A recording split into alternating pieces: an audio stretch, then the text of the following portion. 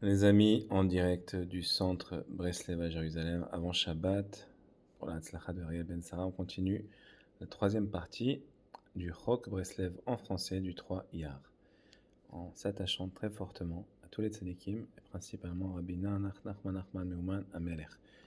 Aide-nous en faveur de ton nom, fais-moi accéder à une foi parfaite véritablement, à tout moment, au point que vienne sur moi l'effroi, la crainte et une grande frayeur qui émanent de toi, éternel notre Dieu. Toi, dont la gloire emplit toute la terre. Tu te tiens auprès de nous à chaque instant, et tu observes nos actes. Tu connais nos péchés et nos pensées, et tu sondes notre cœur. Seigneur Dieu, unique, rempli de compassion, Malé Rachamim, qui a pitié des pauvres, renforce-nous et donne-nous du courage, afin de savoir et de croire dans tout cela véritablement, à chaque moment et à chaque instant, de manière à parvenir ainsi à être sauvés de toutes nos fautes, de toutes sortes de fautes, de péchés, de transgressions, de toutes sortes de pensées, de fantasmes malsains, de toutes sortes de confusions, et en particulier de toutes sortes de fourberies de cœur, toutes sortes de pensées, de fantasmes qui vont à l'encontre de toi et de ta sainte foi. L'Ikouté Etzot, les fêtes juives Rosh Hashanah. À Rosh Hashanah, celui qui entend le son du chauffard d'une personne non timorée et craignant Dieu, je ne sais pas ce que ça veut dire non timorée, et craignant Dieu peut être assuré de ne pas redouter le tonnerre durant toute l'année. L'Ikouté Moran, Torah 5 et 3. Le tonnerre, peut-être que c'est aussi la foudre. Les sonneries de Rosh Hashanah correspondent au renouvellement des mochines, des cerveaux, des intellects, qui représentent l'intellect de l'âme de chacun, de sorte que quiconque, selon son niveau, amènera un nouvel intellect et une âme neuve issue de la lumière de la face divine. L'écouter Moran, 335, 10. Grâce à la sonnerie du chauffard, les jugements se trouvent adoucis. L'écouter Moran, Torah 42. La sonnerie du chauffard de Rosh Hashanah correspond aux éveils du sommeil. Autrement dit, les gens se réveillent de leur torpeur afin de ne pas user leur jour à Dieu ne plaise dans la léthargie. Et grâce au fait qu'on les réveille de leur sommeil, la parole s'exprime avec une grande force, et par cela on attire la confiance, la délivrance de femmes stériles, et on fait venir ainsi une grande crainte, par laquelle on est préservé de la débauche, de la beauté vaine, de la grâce du mensonge, et l'on mérite la longévité dans la sainteté en prolongeant et en élargissant chaque jour suivant de sa vie, en y ajoutant la sainteté et la pureté. Et grâce à cela, on accède à l'immense richesse de sainteté. Par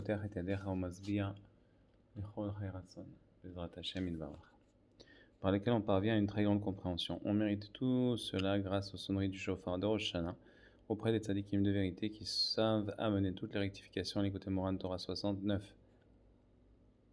Torah 60.9. Grâce au fait que l'on voyage à l'occasion de Rosh Hashanah chez les vrais tzadikim, aujourd'hui, ça se passe chez Rabbeinu Akadosh, Nachman Meuman Amelech. Par cela, tous les jugements qui existent dans le monde sont adoucis. Et là où il y a un certain jugement, tout ceci est adouci grâce à cela.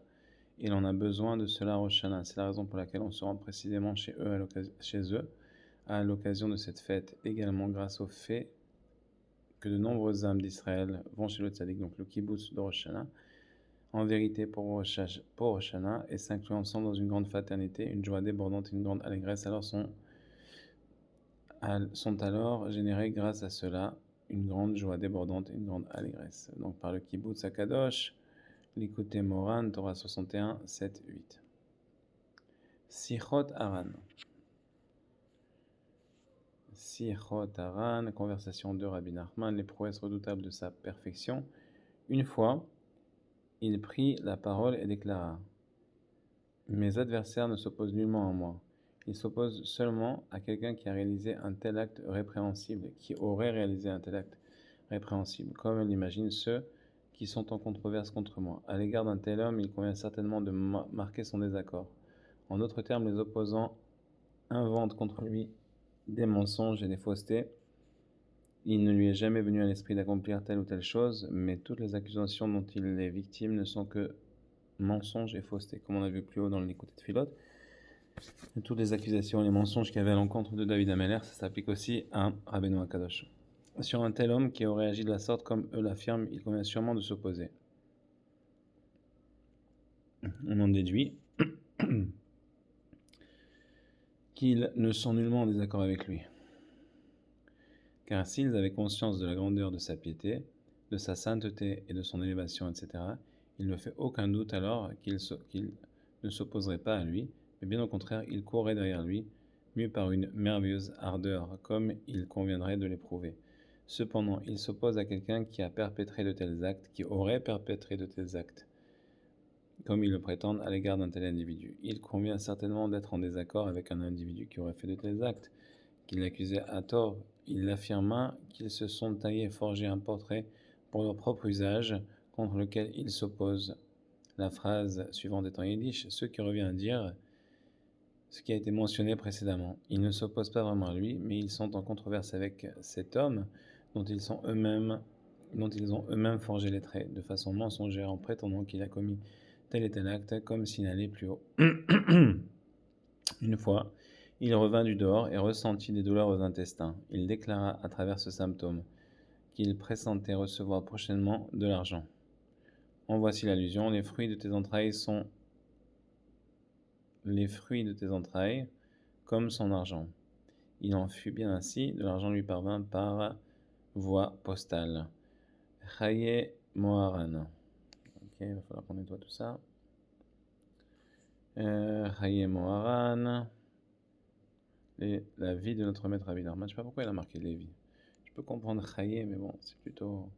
Dans le pshat, c'est la vie de notre maître Rabbi Nathan. Il déclara. De notre maître Rabbi Nachman, pardon. Il déclara.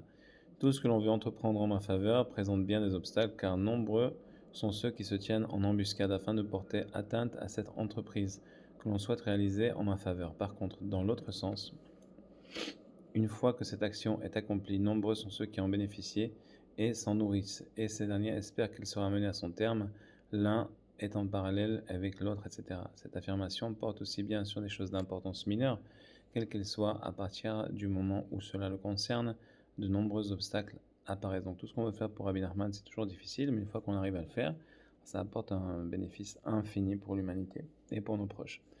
J'ai entendu un propos rapporté à son nom. Le temps viendra où les gens s'étonneront mutuellement. Chacun se dira, as-tu connu Rabbi Nachman? T'es-tu rendu dans sa maison?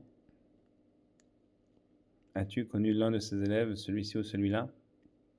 Le fait de l'avoir connu relèvera d'un tel prodige dans ce monde, et même quiconque aura connu l'un de ses élèves passera pour être également une grande nouveauté. En effet, sa renommée et sa véritable importance s'accroîtront tellement. Tout le monde connaîtra son immense grandeur exceptionnelle et insondable, au point que seul le fait d'avoir eu le mérite de le connaître sera quelque chose d'inédit à leurs yeux, comme mentionné ci-dessus. Aujourd'hui, on le voit avec Rabbi Israël, c'est exactement la même chose. Les gens disent, attends, est-ce que tu as connu Rabbi Israël? Il y en a qui l'ont connu. Est-ce que tu as connu son élève, tel et tel? Et ça, c'est très très fort. Est-ce que tu as connu David Aboudara? Est-ce que tu as connu Abraham Gezi? Est-ce que tu as connu Shimon Grosko? Est-ce que tu as connu Nissim Hayat? Est-ce que tu as connu Sharon Telsour? Est-ce que tu as connu Abraham Patz? Est-ce que tu as connu tous ces gens-là? Est-ce que tu as connu le petit-fils de Rabbi Israël, le responsable du Keren à l'époque, Horowitz? Est-ce que tu as connu Amram Horowitz, pardon? Est-ce que tu as connu tout ça? Ok. Est-ce que tu as connu, comment il s'appelle? C'était quoi son nom? C'était Nathan. Il y avait un qui était très très connu dans la Fatsa aussi. Bon. Hachem Ishmor Echem. Après avoir dispensé l'enseignement intitulé Aie confiance en Dieu et fais le bien, Torah numéro 79, il faisait des va-et-vient dans sa maison comme à l'habitude. Il saisit une canne dans sa main en déclarant le bâton de Dieu est dans ma main. Autrement dit, il mérita de dominer parfaitement son libre arbitre, comme il est rapporté dans ses conversations ci-dessus. Alors combien de temps il nous reste? Oh, il nous reste 18 secondes, donc on va conclure, après on continuera. Par le mérite de Rabbeinu Akadosh, Nachman Nachman Meuman Amelech, qu'on aime Briut, Parnassa et Hatzlacha, pour la Hatzlacha de Ariel Ben Sarah, Ashrenu, les Gamre et toute sa famille.